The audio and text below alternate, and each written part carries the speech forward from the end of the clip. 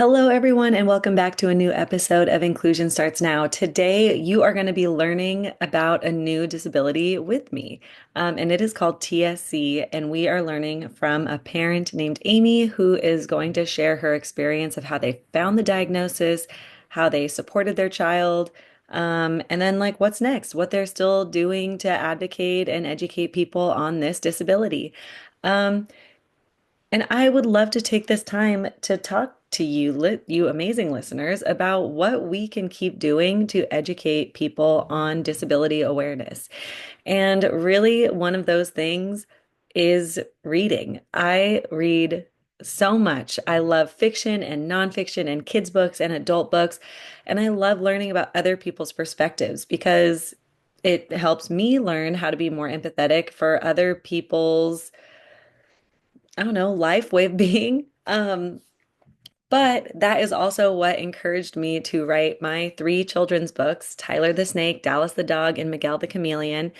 And all of them have disability representation with the message of inclusion.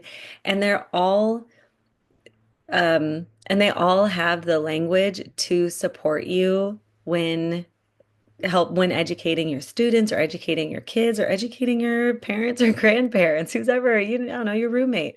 Um, All of my books are only sold on my website as I self-publish them, and they are all living inside my house. So when you buy them, you are literally purchasing it from me.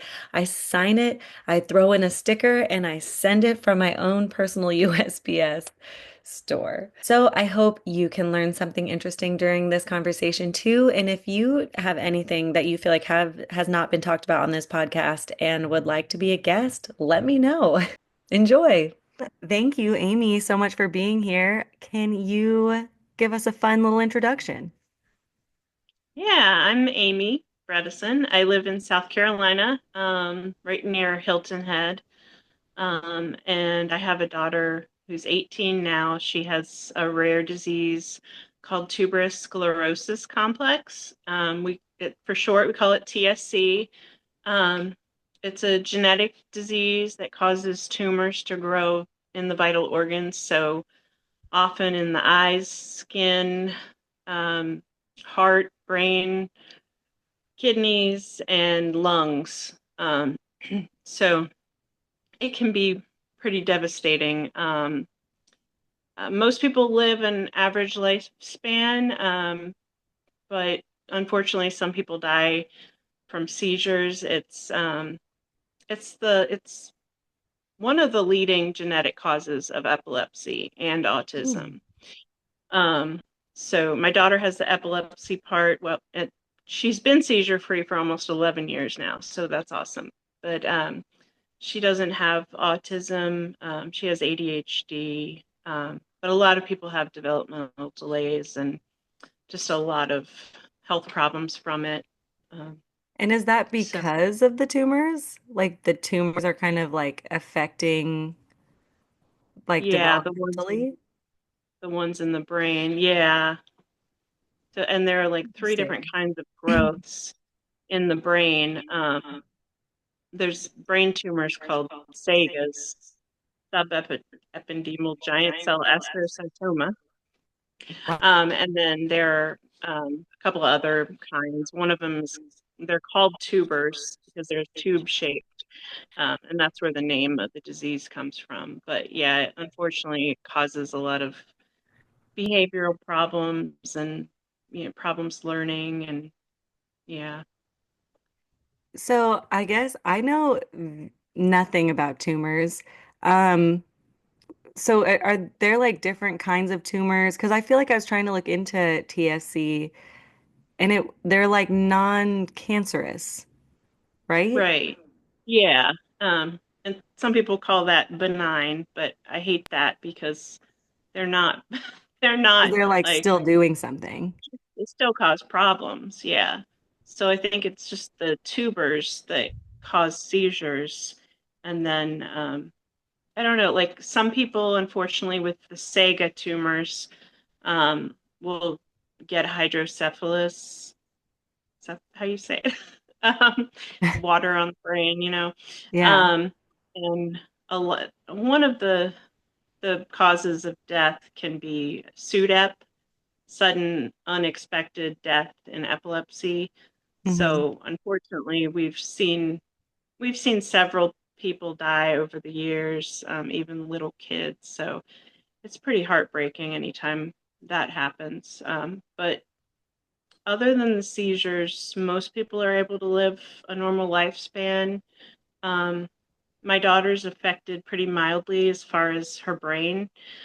She had the seizures for a few years, and we got her on medication for it, and she hasn't had one in almost 11 years now. But some of our friends have hundreds or even thousands of seizures a day. Um, Yeah. there's one particular kind of seizures called infantile spasms. I don't know if you have heard of that No. before, but that one um, can be really damaging, can cause developmental delays, and yeah, it's scary.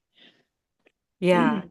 Um, okay, I was gonna start writing down questions because I just feel like you're gave me so much information. So I know I sent you questions, but I already have extra questions. Okay, go Um, for it. okay.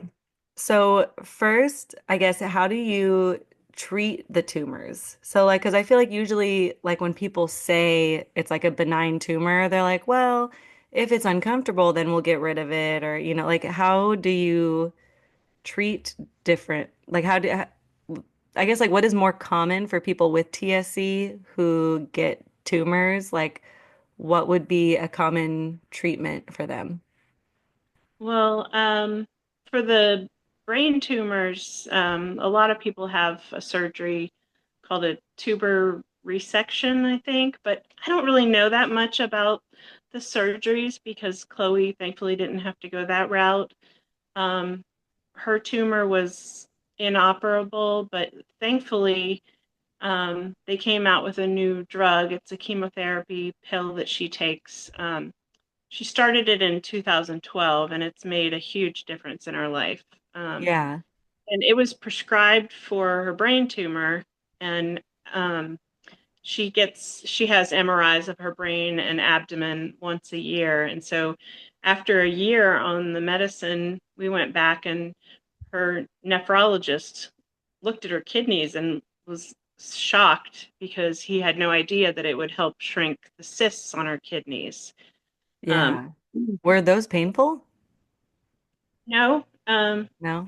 no, we had no idea there was anything going Yeah. on with our little girl until she started having seizures. And most people who meet her, they don't know. Kind of an invisible illness for her. Yeah. How old was she So when she started getting seizures? she was 3. Yeah. So, yeah. Um, my husband went in to check on the kids one night, like we do every night when they were little, just make sure everybody's asleep and everything. And he noticed some drool on her pillow. He was like, well, that's weird. And then just kept thinking about it. And for some reason, he knew that if you have seizures in your sleep, it can cause you to drool.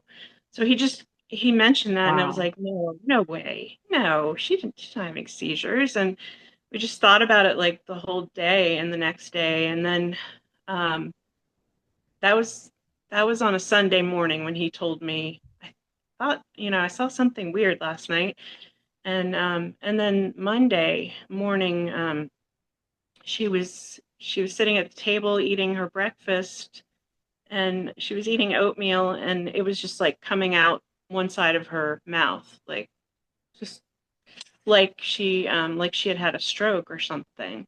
And we had no Yeah. idea what it was, but we were like, okay, that's concerning.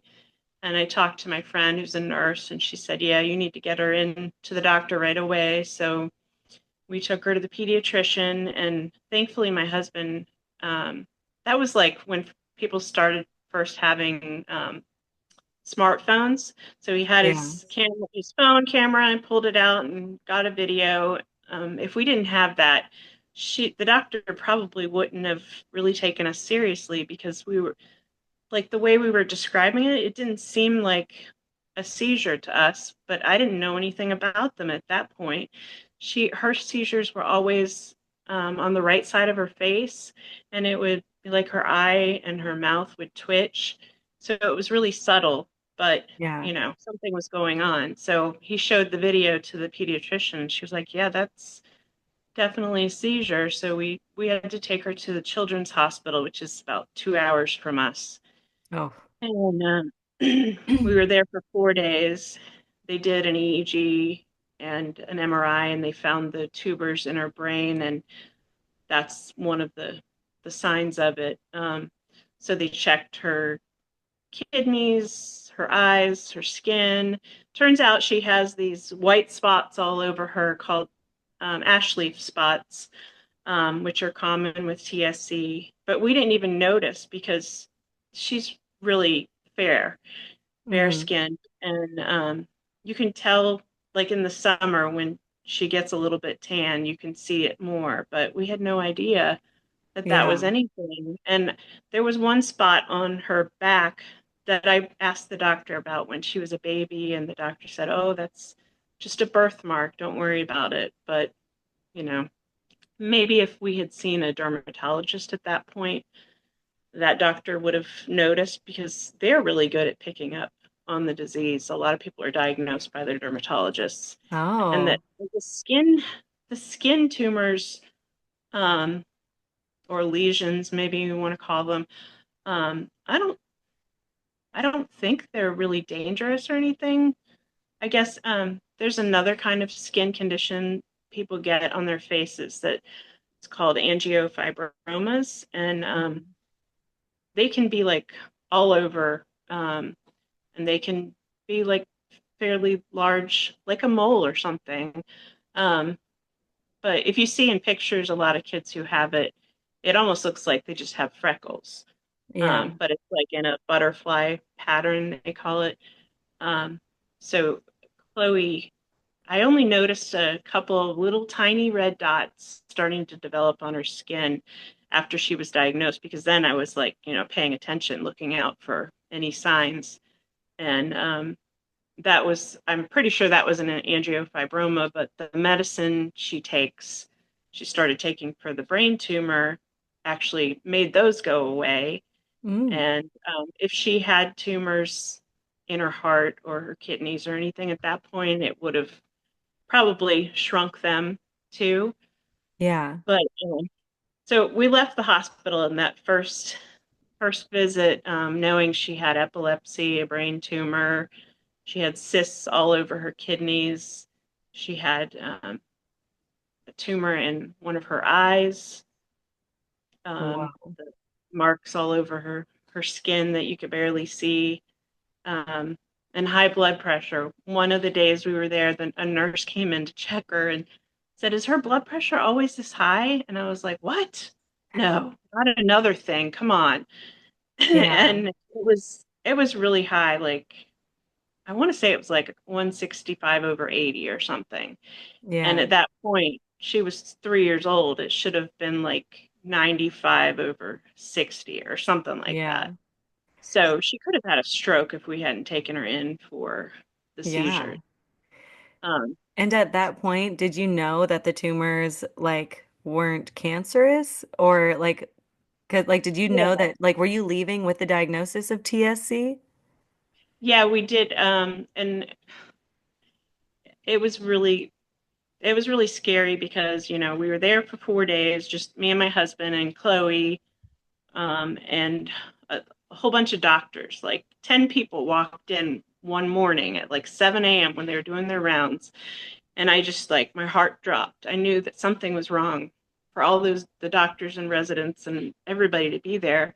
And they said, your daughter has this rare disease called Tuberous Sclerosis Complex. And um, they told us, all of the horrible things about it. But they said, but Chloe is not going to develop autism or develop, any developmental delays like what, I don't know. Like, she's not going to decline in that area, but she could grow more tumors, and they told us they were non-cancerous. but that they could still cause problems like seizures. And if her Sega wasn't in, if it was in a different spot, if it were blocking the ventricles, then I mean that could end up killing her. But thankfully, they said if you're going to have a brain tumor, it's in the best spot for it. Um, so we, I was so overwhelmed there though because it affects so much of the body. It wasn't just like one thing; it was like all Yeah. these things and all these things that I was so scared that would happen to my little girl. Even like tumors that people get under their fingernails, and I saw the pictures and thought that is going to be so painful. And if she gets these tumors all over her face when, when she's a teenager and acne, kids are going to make fun of her. I just, it was really scary at first. But I pretty quickly, well, I posted on Facebook an update because everyone was, praying for us and waiting for to hear what was going on. And somebody commented on my post, or maybe they messaged me saying, "Oh my gosh, I just met someone whose child has this disease like yesterday or something." So I like Wow. they met at a soccer game, and so she put me in touch with her, and she was the first TSC mom I was able to talk to, and it was just I, I just had this longing to really talk to other people whose kids were going through it, or, adults that were going Yeah. through it, so that I could have some kind of idea of what life was going to be like for her. But um, it's really different for everybody. It's such a huge Yeah. spectrum. And Um, I feel like it must be so overwhelming, especially when it's like a rare disease that like medicine is still trying to figure it out. Like, I mean, I've worked with kids where like they're the only ones that survived birth. Like doctors didn't think that they would survive, but because medicine has gotten so good that like these kids that used to not even survive childbirth are, and yeah, they might have like extensive support needs, but like they're living, like they're crawling, they're walking, they're communicating, like they're um it's like they're there. So it's interesting to see that side. I've talked about the medical field a lot of just like the ableism in it of like, doctors are trained to treat people. Like they're trained to make things better or make things healthy, whatever in quotations, whatever healthy might be for them. And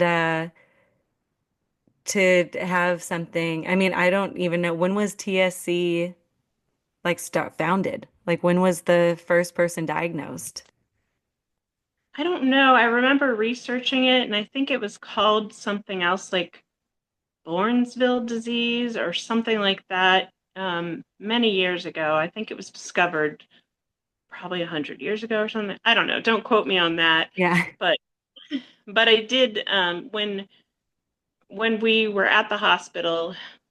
There was a nurse practitioner who worked with the neurologist, and she was the best. She came in and said like she was just had a good bedside manner and was really sweet. Yeah. And she said, you should go to the TSC Alliance website. And so I went there and I could look up how it affects the brain and the kidneys and all these different things, which was overwhelming at first. Like, oh my gosh, I Yeah. can't handle this. But then I just decided, okay, I'm just going to focus on what I need to right now, getting her seizures under control, and we'll figure out what to do about her blood pressure because of her kidneys. And I'm not going to worry about all the other things that could happen. But we were lucky that we went to a hospital that knew about the TSC Alliance and told us where to go to look it up. And she said, don't Google, and if you go to any other website, Mayo Clinic is the best, but don't trust Yeah. anybody. I feel And like that's a so very common thing. People are like, just don't Google. Like I've had many doctors just be like, don't Google it. Like it's yeah, you're gonna get the stories that just like aren't accurate, aren't the average. Like just don't. They're like if you have a question, go to like a trusted medical professional and talk to them, have a conversation, like talk to other people. So that's awesome that somebody knew to connect you to TSC. As somebody who worked in the deaf-blind field, we part of our initiative was to find the people who are deaf-blind, and it was really focusing on educating teachers and doctors and nurses and any staff that like what deaf blindness is, because a lot of people think it means you have no vision and no hearing, but it could be any sort of lower vision and lower hearing. Like that combination has you with the diagnosis of deaf blindness. And so you can get all these services because having both of those needing support, it messes with a lot of other like sensories, like vestibular and this other one that I always forget the name of Yeah. when I'm randomly talking on the spot about this. But it was like how many times we had to just like explain what it was and be like, you know, like the and that and deaf blindness has like Helen Keller. We have like a huge famous person who had that disability, yet so many people don't even like get that official diagnosis because they're like, I don't know, I can drive a car. Why does it matter? And it's like, no, you Yeah. can get like services, man. Yeah. Well, Chloe Um, actually she has eye problems and ear problems. But and I don't think, well, the eye, she has a tumor in one of her eyes, but it hasn't, I mean, she has she's farsighted, and I don't know if TSC has really affected her seeing at all, but we have to go to the ophthalmologist every other year, I think, or every year. I don't know. It gets confusing because she yeah. sees so many Oh, I'm doctors. sure. Well, you might even qualify for deaf-blind services if she has vision and hearing support. I mean, that's already, but here, She let me add on another person for no, you to come check out. but she does fine with her glasses, and we found out a couple years after diagnosis. Oh, I have an alarm going off. Whoops. um, that she has high frequency hearing loss, which could be another genetic mutation, but Yeah, it's not so bad. She can't hear certain things like a thermometer beeping when it's done. So, yeah. but So you anyway. said it's genetic. So does that mean like you or your husband had to have like a recessive gene to like pass this on? Or like did you both have to have a recessive gene for her to get this? No, it's actually a dominant gene that causes it, and neither one of us have it. We were tested, or, well, I was tested, but that's another thing I was going to say about research and how far science has come because when we were in the hospital that first time, we met with a geneticist.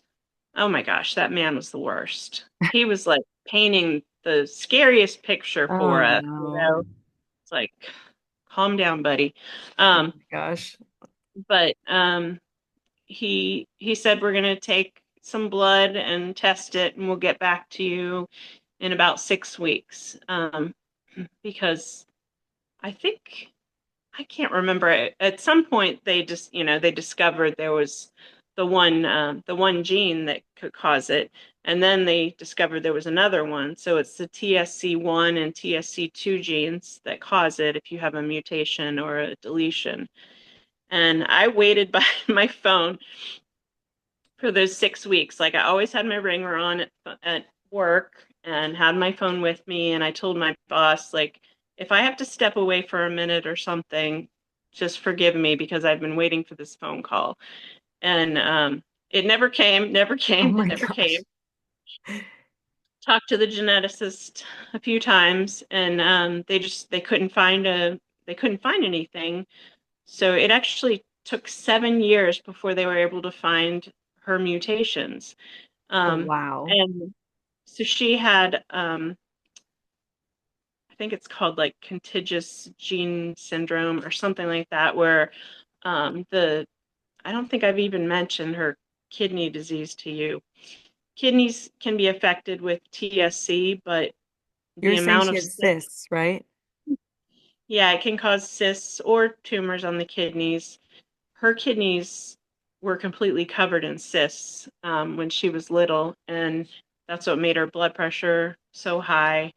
Um, I'm kind of going off topic here a little bit, but um, we took her to a TSC clinic in Cincinnati 6 months after she was diagnosed with TSC because I kept asking the neurologist questions like, is this a tuber or is it a Sega or is it the other kind, a Sen tumor? What? And he didn't know how to answer my questions, so he said, I really think you should take her to a specialty TSC clinic. So I did research and talked to people and everybody. It was between like Boston and Cincinnati. So we went to Cincinnati Children's and she was seen there for a few years. But when we saw the nephrologist there and he did a scan of her kidneys, he said, unfortunately, she has another disease called polycystic kidney disease. So it was a large mutation on chromosome 16. The TSC2 and PKD1 genes are right next to each other. So there was a deletion of genes there, and that's why she has the diseases. But it took 7 years to figure out to Wow. find the genetic cause. She had the clinical diagnoses, but we didn't have the genetics, and we couldn't test myself, my husband, my son until we had her results back. Um, but research has come such a long way, and when one of the reasons why I really wanted to find her mutations, well, obviously, so we can make sure that somebody else in the family doesn't have it. Because, like, if my husband or I had it, our siblings could have it, our parents could have it, and not Yeah. know. Some people go their whole lives and don't know that they have it. Some people are diagnosed. Like, there was this one guy I talked to who was diagnosed in his 40s, I think, because he got into a motorcycle accident and it affected his kidneys and they found a tumor.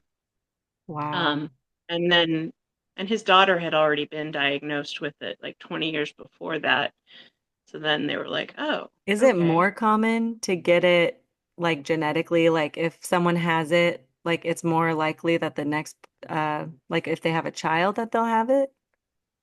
The 50-50 chance with the dominant gene.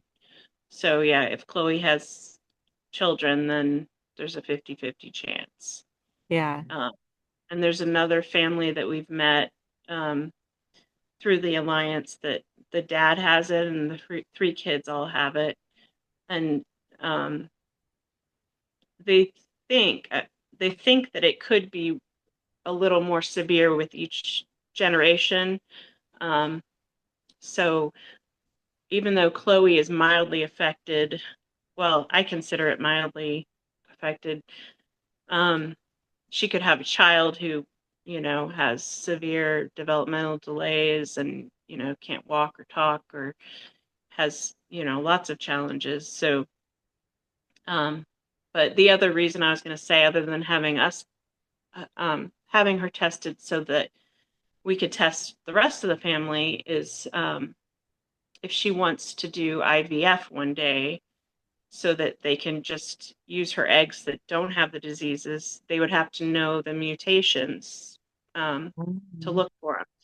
So it took 7 years, and we finally got it. I think it was actually discovered from a study she was in. So yeah. Yeah. Wow. So now, So, if she wants to have a baby one day, she can go that route. If IVF is even available at that point. yeah. Um, Yep. so yeah, but then Hopefully it still will be. the science, back to the science stuff. I don't know if it was in like 2010. It was a couple years before Chloe was able to start on that drug called everolimus.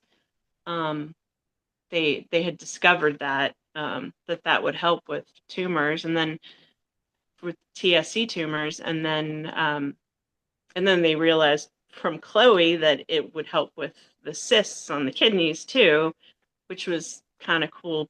Yeah. It wasn't cool that she was a guinea pig, but it's Yeah. My dad cool. actually takes those chemo pills and he's still here. So The same with ones or no? I don't know how many there are, but 2012 was when he had pancreatic cancer, like stage 4.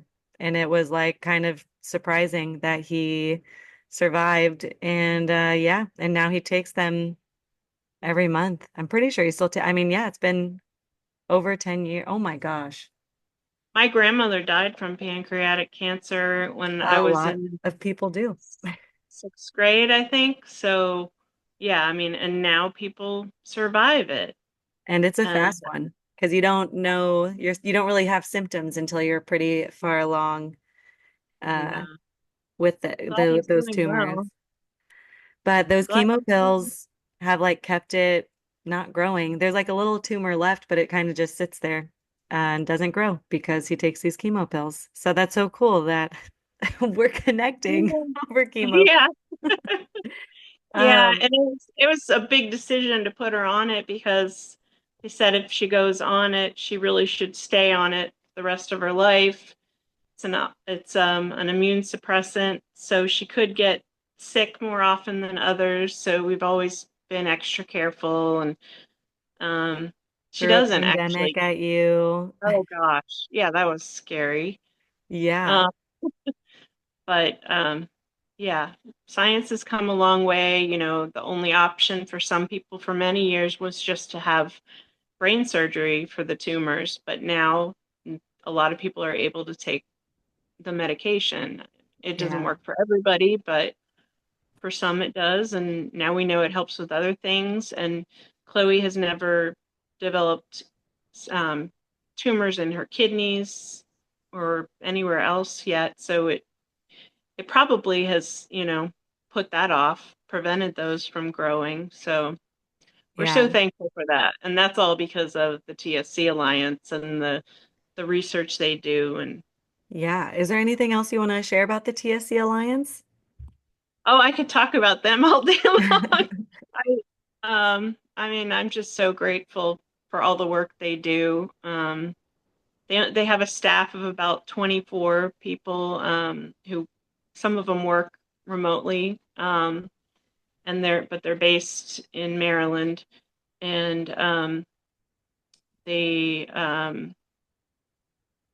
we go to I'm losing my train of thought here. Got a little ADHD. Um, we go to Washington D.C. Well, I've gone I think 4 years, but every March they do this thing called March on the Hill, and about 100 of us gather in D.C. And we go meet with all of our representatives and senators and share our stories. We ask people in our communities to write letters about their family members with the disease so we can share it with them, and we ask for funding for research. So they're going to go do that beginning of March. I'm not Nice. going this year, but that's a big that's a big source of the money we get for research. So I really hope we're able to keep getting that. Yeah. Um, and then they do fundraisers. We do walks around the country once a year, usually in April and May. It's called Step Forward to Cure TSC. And we are North Carolina and South Carolina communities merged into one. So we rotate the walks, doing them in South Carolina and North Carolina. So the next one we're doing is May 3rd in Clemens, North Carolina. And just people can participate from home, and just go on to the website and join a team, or just walk individually and walk, ride bikes, run, do whatever they want, ask people to donate. And we make a lot of money that way. They also do Comedy for a Cure every year in LA, and we have some. I think that's coming up. Yeah, that's coming up really soon. Yeah. Um, so, and then little fundraisers that we do, like we um, we did a fundraiser at a restaurant one time here, where they gave a portion of their profits to the Alliance that night. We're just always looking for creative ways to raise awareness and raise money because we Yeah. still don't have a cure. We have a lot of great treatments now. Um, and they know a lot more about TSC now than they did even 15 years Yeah. ago when Chloe was diagnosed, but um, still Yeah. need to find a cure. Yeah, it seems so hard because there's just such just like a spectrum with anything of like the severity of it, the like where it's happening, if there's like multiple disabilities. Like I feel like this is pretty common in a lot of the rare disabilities that I know about, that it's like to find a cure, like sometimes it's like a cure for like a big portion of it, because even like where it is like in their genes, it could look different on like multiple people, even though it's like the same genetic mutation, if that makes sense. Yeah. Um, Lastly, do you have any advice for parents who might be getting a new diagnosis of a rare disease? Um, just find the best doctors, the ones who are experts in the field.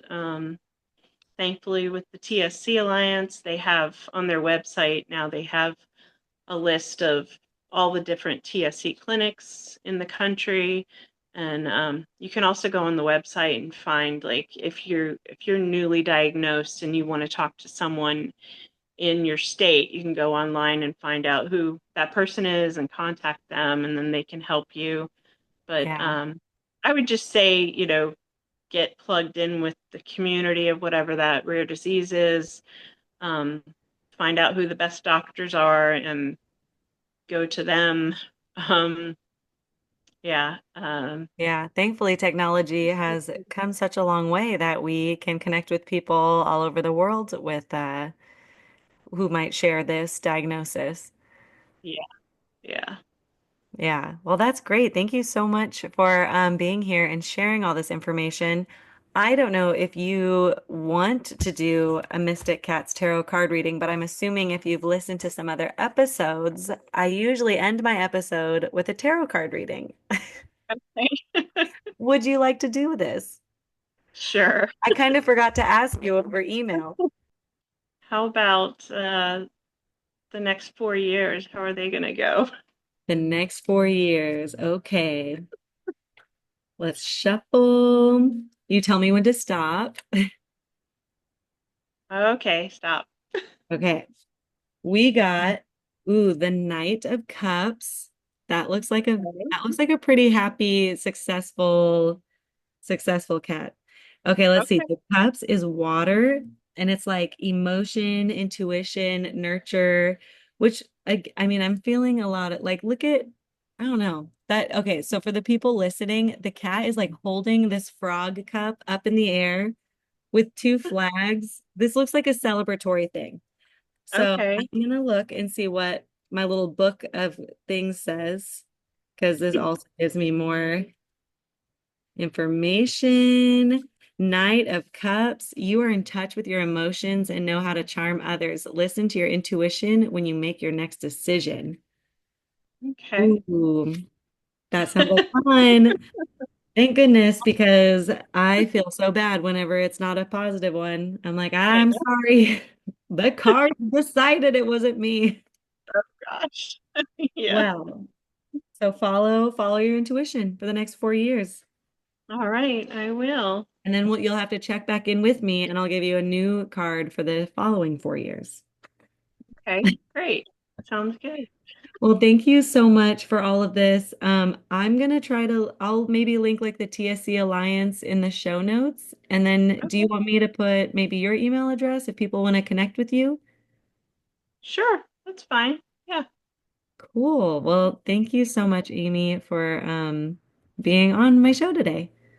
Yeah, thank you so much for the opportunity. I appreciate it. Thank you, everybody, for joining again.